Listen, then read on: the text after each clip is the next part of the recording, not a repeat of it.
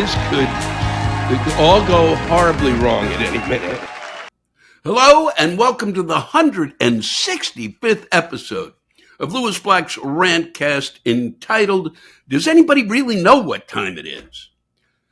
Care? Does anybody really? I will not drive you insane with that. From Chicago Transit Authority, originally their double album, that wonderful song, Does Anybody Really Know What Time It Is? And an apt question, I think. Yes, this past week, or as we hit the daylight savings time, and unbelievably, we go through it every year, and the arguments begin, and it's what are we going to do, and why are we putting ourselves? Nobody does this. We do it. We do it because it's. And then the arguments begin, and it's the same fucking arguments over every year, like some bad fucking nightmare. Do we like to just repeat stuff? We're like it's like, are we all in this country together collectively as a people, just an Alzheimer's patient? Do we really have to repeat this argument? Let's get it done. Okay? Do it or don't do it. Go one way or the other, but do it. We can't be bouncing back and forth. I know that my friend Lenny Hughes, who used to be selling merch, it used to break him. It literally was like a nervous breakdown whenever we had to go through it, okay? Both times, and it's got to stop. It really does. What about the kids? The kids are going to be out there in the dark, and the farmers, and the pigs won't eat, and it's just one thing. And how do we deal with senior citizens? They just get wacky. Many people have heart attacks. Some people really end up with larger infections, carbuncles, cockapoos, really turn on themselves. The cocker attacks, if that's the case. Is a cockapoo actually a cocker spaniel and a poodle? I mean, that's a question that we might as well be asking that question every 6 months when we switch the clock. And it's a cockatiel. Maybe it's the cockatiels that get upset. I don't know. All I know is it's fucking stupid, and it's got to end. And what it really shows is once again, really, we elect these people to Congress. They can't sit down and figure this the fuck out. Have a vote and get it done. All right. We've been waiting 2 years. It was supposed to have been done 2 years ago, if my memory is correct, which don't count on it. Really, not even close. But it literally, if we can't agree on what time it is, then we are really lost. We are completely fucking lost. That is beyond. That is the epicenter of two realities. Oh, no, it's 7. No, it's 6. No, it's 7. No, it's 6. No, you know what it is? It's 6:30 and fucking cut the difference. I just came up with a solution. Okay? Just do it that way. I don't give a shit, but figure it the fuck out. Because it's just beyond, we just can't, we could use our time a little better, right? Than sitting here going through this again and again and again. Cut it by a half hour, all right? And then choose that is the time, and then everybody from one side or the other side is happy. That's it. Tough shit, all right? So before we get rolling here, I just wanted to catch you up on where I'm going to be this week, because I'm back out on the road and I couldn't be more excited about it. On March 21st, Providence, Rhode Island, coming your way to the Veterans Memorial Auditorium. March 22nd, Boston, Massachusetts. Get it right, Lewis, or they're going to be very mad. I will be at the Wilbur Theater. March 23rd, I am coming into Portland, Maine, to play the Merrill Auditorium, and finally Orono, Maine, on March 24th at the Collins Center for the Arts. Then I'm taking some time. It's Easter. I know that many of you celebrate it as a Jew. Not so big, but we got Passover coming, and somebody will have to get me that date when they can. But on April 7th, the Lewis Black Golf Tournament for the Luv Project will be taking place out in Tucson. It's a fundraiser for a tremendous organization that does really great work in the field of mental health, which now more than ever, I think. it is necessary. If you're interested in the golf tournament or and I would say just go to take a look at what that organization is doing, the Luv Project. I'm proud to be working with them. The LoveYouProject.org is where you take a look. And then we move on April 19th, don't want to get it wrong, the Walker Theater in Chattanooga, Tennessee. Nashville, coming your way on April 20th to the James K. Polk Theater there, and ending up on April 21st at the Buckhead Theater in Atlanta, Georgia. And that's what's happening in the world of Lewis. Oh boy, the universe is just revolving around him today and batting against his head. So come on out, take a look, and I think we're going to have a good time. And well, I'm gonna. I'm sorry if I let you down. Okay. And I'm wearing green, but I don't know if you can see it. I'm not sure on this as I'm looking at it. It looks black, but it is. It's green in honor of St. Patrick's Day when I'm recording this in the evening. And always a tip of the hat, really, to all of my Irish friends, especially my pal Kathleen Madigan. I think Queen of the Irish.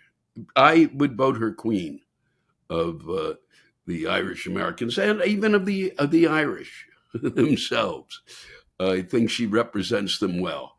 And it's always a pleasure to celebrate the Irish, who I think are really kind of an extraordinary people. And I love the country, and I love sitting in those pubs, and I love the Guinness, especially there. Here every so often you find it. So hence, to honor them, I wore this. And once again, I was actually here for this St. Patrick's Day, but I did not go. They have a big parade. I do not go over there. There are those who are able to cope with the fact that it is a day in which you can drink everything in sight. And then there are those who just are joining in at the tail end of the group. And it makes for a long day here in New York City. A fun one for many. Yes, it is St. Patrick's Day, and probably just as important for me, really, and more important, really, is that today the brackets are picked for March Madness for the that's the name they came up, and the NCAA Basketball Tournament, my favorite sporting event of the year by far. And as they do everything to destroy all sports everywhere all the time, and hyping them up and making them more than they should be, and really tearing. I mean, it's sports. Here's one thing that would help: is there's no reason to advertise when I'm watching the event. To then, is you go to the commercials, in the middle of the commercials, advertise the event I'm watching. Okay, I'm watching it already. Do you need to remind me? Once again, are we all Alzheimer's patients when we gather together? All right? Is that what the problem is? Just let it, let the game speak for itself. Let the athletes fucking speak for themselves. Stop talking to them after the game. Give them fucking 5 minutes. How the fuck they come off and after, well, what did you think? You made that shot. It was unbelievable from 3,000 feet, and your parents were there, and then your grandfather died just last Thursday. So could you wrap up all your emotional content and vomit it here on the floor in front? Stop it. They keep pushing all sorts of cartoon. It's sports are not cartoons. Athletics are not cartoons. All right, they're competitions, and they bring great joy to our lives. And you don't try to have to hype them up because we're already fucking watching them. All right, why? Because they're extraordinary alternatives to what else we have to deal with. Like what? Oh yeah, like the fact that they keep saying that at least the boat got out of wherever, Cypress. They said that the Israelis were holding it up there, and that boat, of course, was taking food to the folks in Gaza who are starving to death. And it's the world's central kitchen, and who always kind of are there when these things happen. And you've got to get the folks food because they're starving to death. We can't continue to have collateral damage. And this has got to stop. And then Chuck Schumer came out with the fact that he said that which you're not supposed to be doing, but I don't care because I agree, and I never agree with Chuck Schumer ever. He's my senator. I've never been that thrilled with him. I'm sorry. He drives me a little crazy, but he was right. Enough of Netanyahu. We got to move on. We've got to be better about this. They've got to be told enough is fucking enough with him. All right. And you keep pushing it this way in terms of you have to deal with that civilian population, whether the fuck you like it or not. You can't keep saying, you just have to. And I'm sorry. And that's my feeling about it. If food had to go to them, and if you held it up, fuck this nonsense. All right. And it's that kind of thing that the NCAA tournament distracts me from, which is really, really great. And it distracts me from the response that what's her name, Katie Britt was it that came up with that phenomenal after Biden spoke. I mean, come on, Katie Britt, who really, even if you kind of wonder, even if that President Biden or the Ghost of Christmas Past didn't come up with he showed the energy and the yelling and the boy, he almost looked buff. She would have made him look better. I mean, everyone was appalled by it, and sitting in that kitchen, the whole thing, because the parody of the parody, it was a parody of itself. I mean, and I my hat's off to Scarlett Johansson and the work she did, and Saturday Night Live. But there's no reason for it. Just show it again. That's all you got to do. All right. Just all you had to do was turn that on and go, how do we top this? Because that's where we are. Okay. It's people have just got to be set straight that this is a level of satire. This is not governance. And this is Alabama. Wow. But they've got a team in the NCAAs, and that's great. And that I'm happy for them, and Auburn too, who have a Jewish coach. And that's always quite exciting. And playing Florida, I think, today, and there was two Jewish coaches, there, and so that kind of was a thrill for me. I mean, that's always nice to see, and could raise the, maybe we're put a damper on the anti-Semitism. Okay, at least around certain sections of Alabama where people are rooting for Auburn. Wow. And certain sections of Florida, where people are rooting for the university. All right, I'll stop. We are really rolling along now, though. We are in the midst of a grip of incredible nonsense. It just does not end. All right. And this week, the Senate decides that I guess it was they had the House, and once again, too much stuff because I'm worried about the brackets, and I'm really thinking part of me is torn because it's on there, and I've got to start working on that. And a lot of the energy I've had over the last 2 days, I was watching play-in games. I was watching conference championships. I mean, I rarely do that, but the need I have to distract myself from this bullshit. So they decide that they're going to bring in H-U-R, the attorney, as a private citizen. He's going to tell them the big investigation in Congress about what we can learn from what Biden did. And then so Biden is he sees him as being kind of he's not on his game. Meanwhile, that we've got the $500 million man wandering around, and he's stumbling over what he's got to say, and he's mixing things up, and not being even close to you're watching two guys, one's 77 and one's 81. Neither of them are really clear most of the time. They both stumble around. But to say that for them now at this point, after what's happening with the $500 million man, it's ludicrous. It's just ludicrous to watch this, and more will be coming. I guarantee more will be coming, and we'll see the same arguments over again about these two. And we've been through it before. Yeah, we've been through it before. And are we going through it again? Yes, we're going through it again. Why?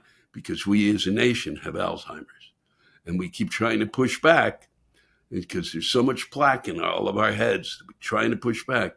And those in charge are going, those who run those parties go, no. We really need to run over this again so that you truly lose your fucking minds. Oh, boy. And I'm losing mine. There's a few things I wanted to share with you. One is first is Don Gorski, 70, extended his Guinness World Record for most McDonald's Big Macs eaten in a lifetime, consuming 728 of the burgers last year. It's 365. It's more than 2 a day. Wow. Close to 2 a day, actually. And it is 2 a day, I think. And it could bring his total to more than 34,100. Many people thought I'd be dead by now, said the Wisconsinite. It would take someone from Wisconsin. Oh, God. God love you, Don Gorski, but that's crazy. And that really, I wonder really if the $500 million man could give you a run, Don. I wonder how many he ate, but I don't know if he's a Big Mac man or just a McDonald's man in general. I don't think he eats the chicken sandwiches or the filet of fish, which was always a treat for me. But we hear time and again that that's his favorite. So, and that he loves to eat that, and he eats a lot of it. So we'll see. Maybe he can do a one-off with him if things don't work out. They can do a show where he brings on people and judges the amount of the great McDonald's eat off. Oh boy, this is a day and a half of this. It's really extraordinary. And Missouri lawmakers introduced a bill that would let pregnant women get divorced in the state. Missouri is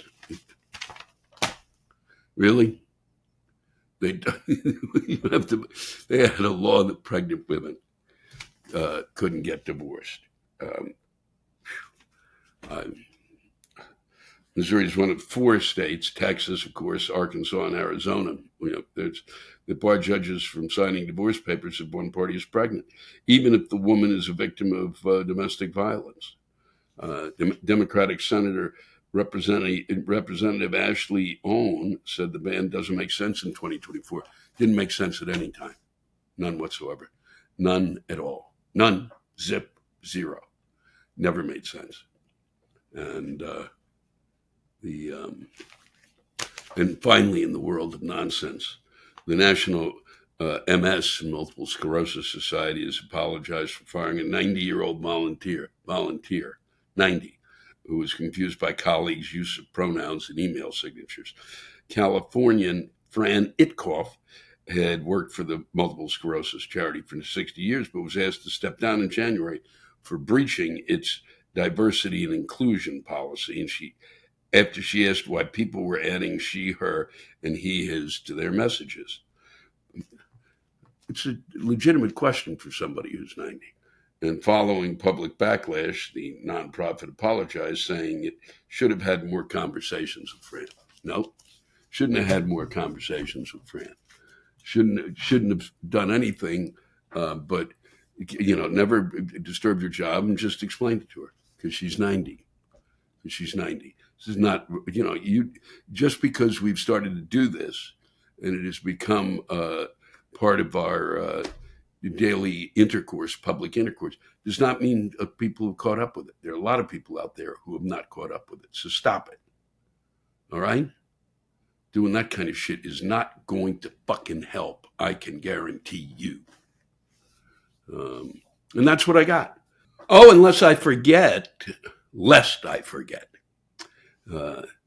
that we celebrated, if you can call it that, the fourth anniversary of the pandemic, which brought my tour and many, many others and many of our lives to a screeching fuck halt on around, I believe, March 15th or 16th.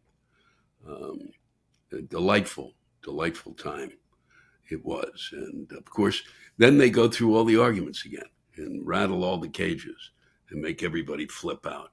Really? We're going to have this argument again? And about, that somehow, and I've heard this time and again, but I kowtowed to authority by putting on a mask or getting the shots. Okay, well, it worked for me. Okay, whatever the voodoo was, it worked. All right, you think it's voodoo? That's great. All right, these scientists, really, these health practitioners, really, they're out to kill us. They don't give a fuck. All right, you can yell about Big Pharma all you want, but the people who are working in the trenches don't give a shit. All right, they're dedicated. All right, to what they do. I'm sick. It just is really. It's a place I never thought we would reach in this country, where we'd sit and go, wow, these people really are trying to, control us. This is all mind control. We are being given the wrong facts. Okay, whatever. All I know is 7 million people died of it. All right, what was that from? That was from the shots. No, it's from you want to yell about something, yell about the people in the lab up there in China who were fucking around with something they shouldn't have been fucking around with. Nice to hear the siren go off. I was hearing it all the time during the pandemic. I don't know if you can hear it in the background. And look forward to receiving some more of your fabulous rants. Please keep them coming. I'll be coming your way, as I said. And if you're in one of those cities or in that state, send in what you got to say. I try to put them on when at least do 2 or 3 of them when I'm in the that come from there. When I do the live shows, and as you've started to see, they show up here on the Rantcast, and they're fabulous to read, and they're getting better and better. And a lot of them are getting really honest about the way you just feel about your lives. Which is really extraordinary, I think. And you're sharing it, not only with me, but with a lot of people, and they need to hear it. So whatever you need to get off your chest, send it my way. Remember, too, that you can always find out where I'm going to be performing at lewisblack.com and find out where to send the lewisblack.live.com, I think it is, or Lewis Black Live. You can find out on my website, and take care of yourselves, okay, please, because it's rough. It is just rough. They are making us crazier by the day, and you have every right to be upset, and it's got to stop. Thanks for sharing your time with me. And thanks for all of you who've been coming out to the shows. And let me just say once again, it's a privilege and a pleasure to perform for you and to be spending time like this with you. I'm going to read a couple of rants that have been written by folks. I used to do the Rantcast after the show, and I've just my show has become longer as I'm kind of leaving touring, and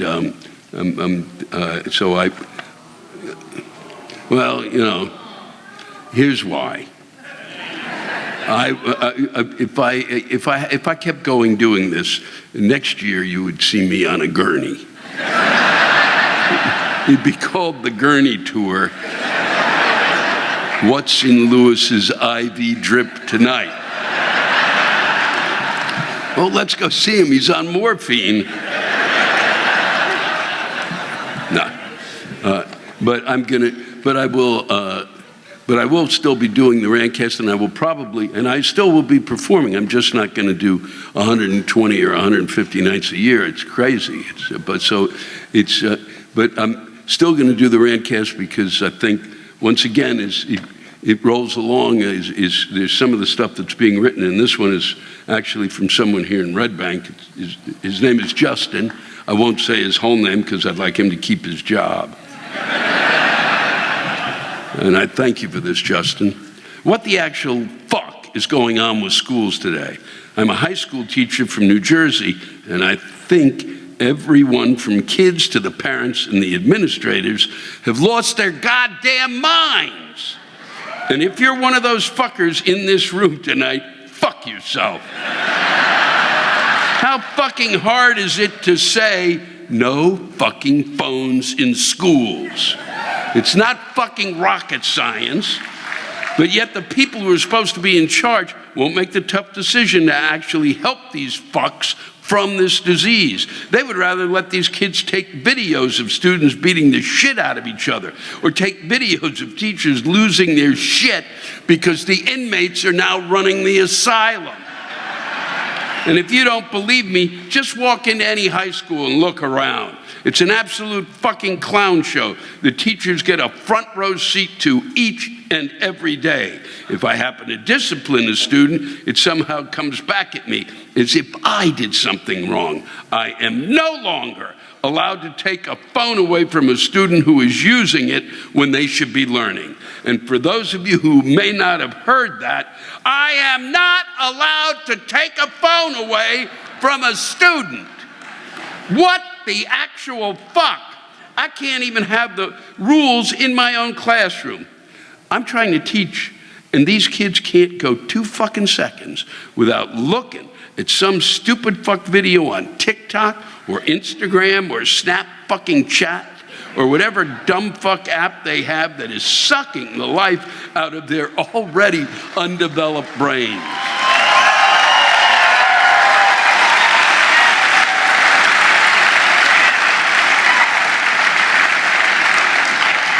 I guarantee if these kids had to go 2 hours without their phone, they would look like a crackhead going through withdrawal. Now, I'm sure you're saying to yourself, I hope my kid doesn't have this guy as a teacher. Well, too fucking bad. Because every other teacher with more common sense than me was smart enough to get out of the profession. For some stupid reason, I still love what I do. I love the students that I teach, and I hope one day things will change. But can we stop with the nonsense and do what's right for these kids? Just take one step back and think about how fucking stupid we all were at that age. Can't smoke, can't drink. Hey, but here's a device that can give you access to just about anything you want with no repercussions. That sounds like a great fucking idea. Cheers to all the teachers out there that deal with this shit day in and day out.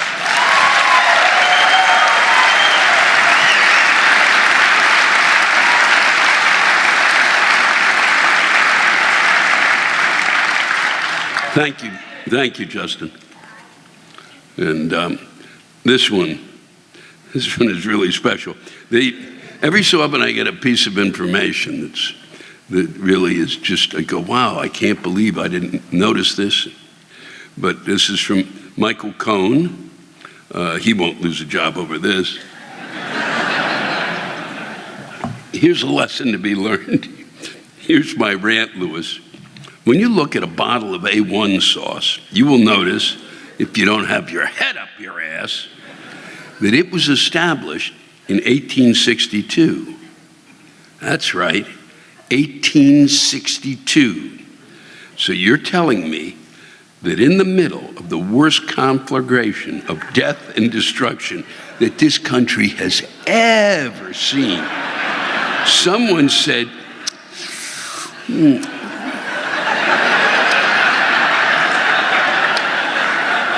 what we need is a good steak sauce. Really? A good steak sauce in the middle of the Civil War? Now that's just fucked up. Thank you, Michael.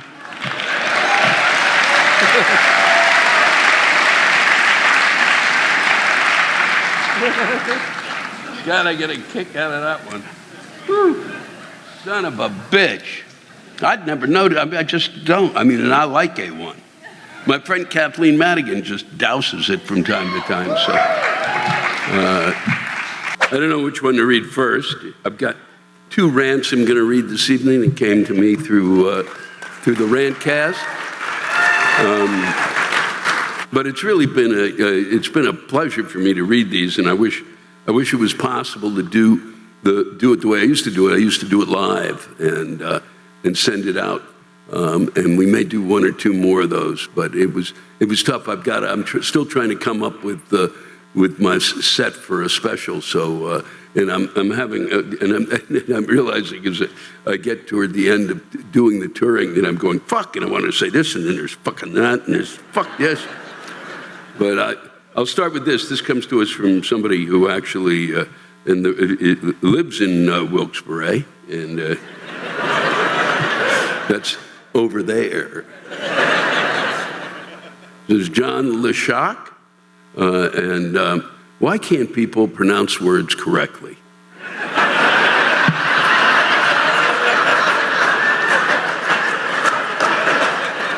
The one that drives me absolutely batshit is mispronouncing library as library. What the fuck is a library? Do you put it in cookies or cakes or on your pancakes? We have a local TV station where one of the pre-recorded bumpers has the announcer saying library. For cripe's sake, get it right. Thank you for that, John.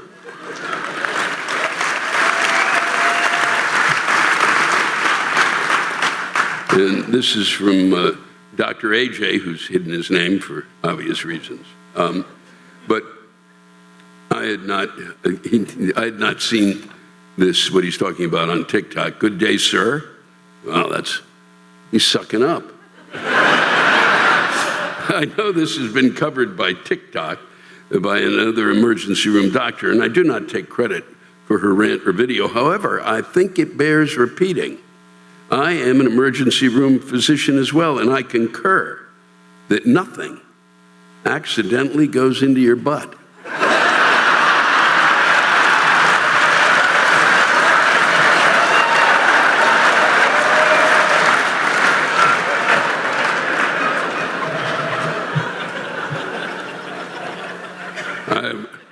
I can't tell you what joy it gave me to read that.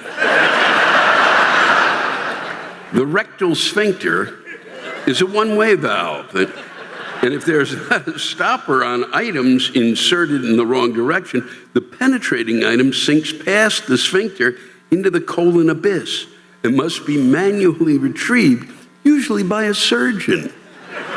All emergency personnel know that anal foreign objects didn't get there because you fell on it.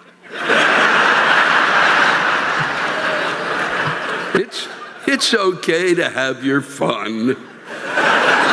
We don't question your motives, but just know whatever excuses you have for something being in your rectum, we know the truth.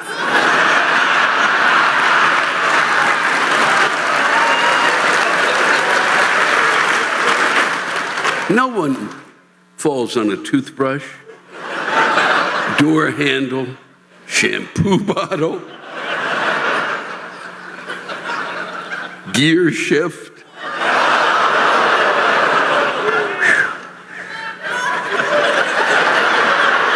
That hurt. Toy car, gerbil, or egg beater.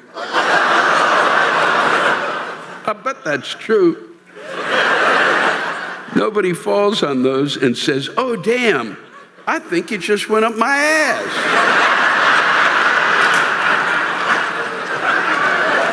Sincerely, every ER doctor, nurse, medic, and emergency professional. Thank you, Dr. AJ.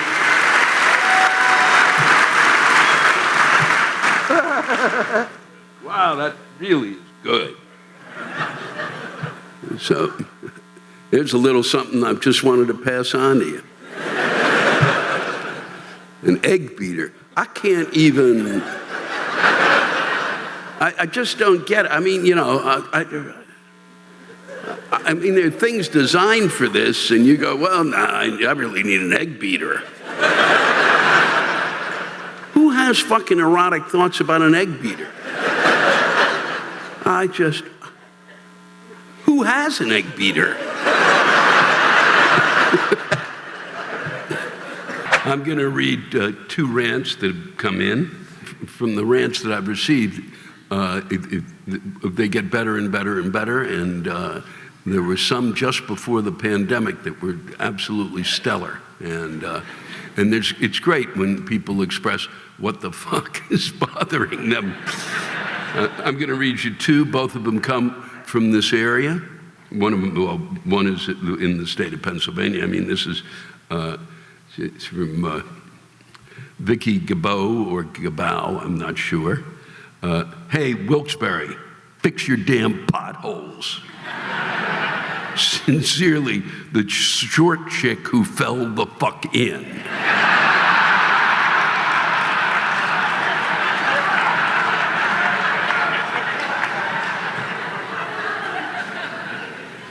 This is from Jennifer Braun. 2 words serve as a shortcut for some wild behavior. Ohio drivers. Living in Western Pennsylvania is to encounter some of the most egregious poor driving one will ever see. The worst is when you are in traffic, no one is going anywhere. The Ohio driver will cut you off, weave in and out, and be oblivious to the fact that at the next red light, you pull up right beside it. I can't even blame cell phone use. This has been going on since I started driving and noticing it in 1985. You get how long Jennifer's been carrying this around? Wow. The highways aren't safe either. I travel a stretch of the highway often to see my sister in West Virginia, and the souped-up trucks of the Ohio driver will tailgate you, cut over too early, and generally be a pain in the ass. There's no one on the road but the 2 of you, and they'll pass you only to cut over and take the exit right in front of your nose. They can't wait 1 single second to get off the highway because, God forbid, they are late to their house. Next time you're in the area, notice who's being a dumb fuck. Let your eyes then linger on that Ohio license plate.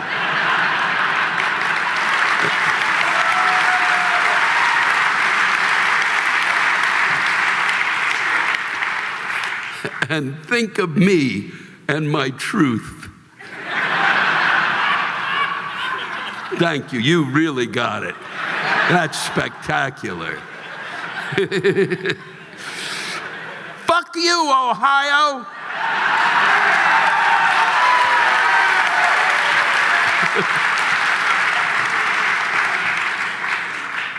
Thank you, Lewis. That's great. Thanks to all of you for listening to my Rantcast. If you have a rant you want to get off your chest, send it in to me at lewisblack.com/live. You can think of it as therapy, or whatever you want to think of it as. Just let it rip. And I want to thank the true stars of our show, the ranters, and the splendid rants they gave us. Lewis Black's Rantcast was created and hosted by me. Aha, Lewis Black. Our live rant audio was produced by James Salter. Our theme song by Chris Lane. Executive producer, Ben Brewer. Executive producers, Matt Kleinschmidt and Robert Kelly.